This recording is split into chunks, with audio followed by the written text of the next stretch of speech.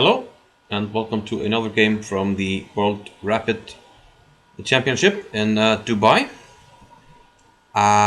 This one with the white pieces, Francisco Paco Vallejo, rated 2698, most often called Paco. I think he's called Paco Vallejo by some people. Hey Paco Vallejo, what you doing, man? And with the black pieces, Vladimir Fedoseev, actually a young Russian. I actually thought it sounded Ukrainian, but it seems like he's a young Russian. So why this game? Well, let's open up with one e4. Paco Vallejo with white, an aggressive player, so e4. Often the choice of the aggressive players. We have a main line. Knight f6, knight c3, pawn to a6. And a6 is the Najdorf variation. Most chess players know this and have at some point or another in their life tried this variation with white or black. Now here there are many options. The most common are, for instance, bishop e3, followed up with queen d2 and f3, the English attack. We can play bishop c4, which is the Sosin, which Fischer like to do. We can play f3, trying to go for the same setup with bishop e3. Bishop g5, which can lead to some pawn stuff and some sharp variations. We can go f4. We can go h3. Some moves to prepare g4, rook g1 is another one. There's even something like queen f3, and I've also seen g3, and of course bishop e2 is solid, even bishop d3. So I'm more or less exhausted white's possible moves here. So it's absolutely astounding that Paco went here queen d3, and I haven't seen this move in my life ever. So maybe it's too deep to try to figure out what the idea was, but maybe he just wanted to have an interesting game, get his opponent out of book, and maybe this is something he has looked at. I looked it up in the database, and I only found 7 games in the history of, almost in the history of chess with this move, queen d3. Well, at least tournament games that have found their way to databases, only 7 games. Of those 7, he had 1. And there's also a guy with a Spanish sounding name, David Anton Guijarro. Don't know if they're training together, but that would not surprise me. And then I found also a game by Marc Dutroux, a Belgian, I think I am. And in those games, let's look at that first before we go on with today's game. Knight bd7. So first, this is Vallejo with white against Le Quang Liem from Vietnam. And to me, knight c5 maybe looks like the most normal move here, attacking e4 and forcing either a pawn sacrifice or the queen on this funny looking square. I don't know, it might work, but Le Quang Liem went e6 and now g4, very aggressive. h6, he doesn't want to allow g5 because the knight doesn't have any particularly good squares, and now queen h3. And you see, there's a pin on the h pawn, pin to the rook. The right is of g5, g6, which would make this pawn on e6 here vulnerable, and we would open up an attack by the queen on that pawn. So knight c5 was played, f3, g6, and okay, a normal looking Sicilian except for this queen on h3, which I don't know if it's useful there or not. At least we're stopping castling for now. I mean, there's an attack on h6 with 2 pieces, so castling will be difficult to achieve for now. But yeah, interesting. In any case, yeah. The game ended in a draw. Another game saw knight bd7, bishop e2, g6. And this is Marc Dutroux, the Belgian. I am. He went h4. Did not want to allow h5. And I mean, you see, if you castle now, then you know everything's ready for a big attack. So he went h5. But okay, look at this. I mean, I'm not claiming any great edge for white, but If this is your surprise weapon, I mean, look at this. You got all your pieces developed. Looks nice, and you can start an attack soon. I've seen worse surprise weapons.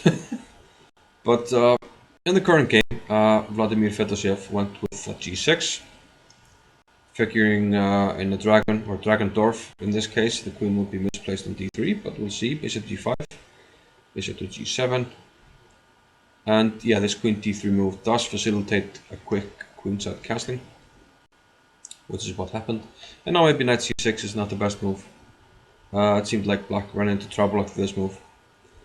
And yeah, what I found especially interesting about this game, and we'll come to that in a few moves. Okay, here e5, and now the d6 pawn is pinned to the queen, so not really many good squares for the knight. We got d7, we chop off d6. If you go to d5, you have to sacrifice a pawn. It seems to me we take on d6, maybe queen takes, something like this. And okay, we can get counterplay here maybe, but c3 looks solid, and maybe queen b3 here, or something like that. Giving back the pawn, but it looks like a good ending. But maybe, okay, black should have done something like this. There are some lines in the dragon where black does sacrifice a pawn for play here on the queen side, but not in this case. He went knight g4. Okay, pawn takes d6. Annoying pin here. And he doesn't really have a choice. He took an f2. If he takes on d6, I think we just chop it off. We're threatening mate on d8 with a rook. So that has to be blocked. And now we just go bishop back and we protect the pawn. We're up a pawn, and I don't see why black should have any compensation for that. So he went all in here with knight takes f2. But now queen f3. We're always eyeing the c6 pawn, but in this case it's premature. There's always bishop d7 protecting the rook. But for now he took on d1. And here Paco could have more or less finished the game with d takes e7. This is move 13. Note that the, well, almost novelty was on move 6. This guy, he's rated 2662. So this is kind of encouraging for, well, for the rest of us mortals, really, that, well, a grandmaster, a really strong grandmaster, doesn't know the opening. Even though it's a rapid game, I mean, still most rapid games are of rather high quality. You know, he runs into trouble just like us, and he's losing after move 13. Basically, he had to make like 8 moves on his own and couldn't do it. He's just lost. So where do you put the queen? As I've highlighted here, if the queen doesn't defend the c6 pawn, we're just going to take it and then take on a8. So let's try queen d7, but queen bishop c4. Checkmate on f7 is threatened, so we prevent that. But now we take on d1 with tempo, and all the white pieces are attacking. Black can't survive. I mean, queen c7, we take on f6. Queen takes e7. There's, for instance, queen takes c6. Game over. D takes e7 just looks like it's a game over. But okay, he went bishop c4, bishop f6. Took it, rook e1. And we'll go over the rest of the game rather quickly here, but you know what I found interesting was exactly this, that these guys, they can go wrong just like us. So don't be discouraged if you lose in a few games. It has happened to most of us. Yeah, black with bishop e6 here. If we move the king, then rook e7 looks fairly devastating. Double attack on f7. We don't have time to take on d6. And what I find most interesting here is after rook takes f7, king e8, we can even just play knight e4. Just leave this knight on d1. Take it when and if we need. Black king will not survive here. So that's why we played bishop e6, but now we take, he castles. If f takes e6, rook takes, and the king can't go to the 7th because we give check, and then we take an f6. Total devastation. So like f8 we take and then take on d1. Can't allow this, so castles. Rook takes d1, takes on e6. And now this d pawn is a big asset for white. And he moves it right away to d7. White is down the exchange, but he has a pawn for it, and what a pawn. What a pawn, man! That's a big pawn. And now simply the knight is going to maneuver. Let's see it here. It goes to e6 or b7, covering the d8 queening square. Now we're ready to queen the pawn when everything is set up. But notice he's not hurrying. b3, and after a5, a4 is stopping all counterplay. No worries, this is a rapid game. We don't have time at all times to calculate, so just make things simple, avoid calculation, and make it simple in your winning position. That's what he seems to be doing here. Queen c7, rook fb8. And here he didn't queen the pawn. If he queens, then rook takes. And turns out we can't take on d8 because our queen is hanging. And if we take on e7, then king takes back, and now we're covering d8. And this is a whole other game, equal pawns. So of course we do that. So he checked on c3. And okay, yeah. He went to g5 here. I thought that was strange, king g5. Probably, but I overlooked this. He can go knight d6 check. Where does the king go? Doesn't really matter. Let's say g8. Oh, knight c8. And next move with queen. But okay, he can go queen d8 though, so it's not completely over.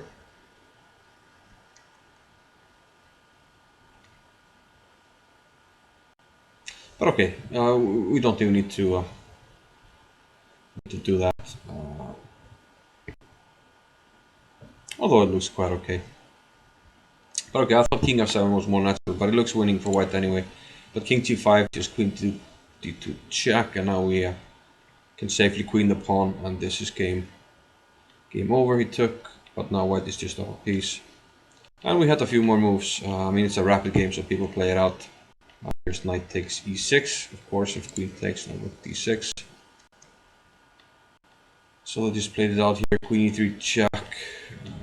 White is just up a piece and 2 pawns, so just some spite moves for black.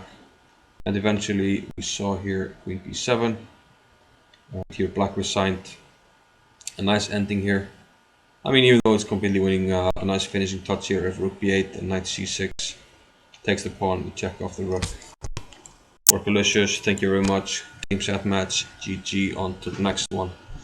So a nice game by Paco Vallejo.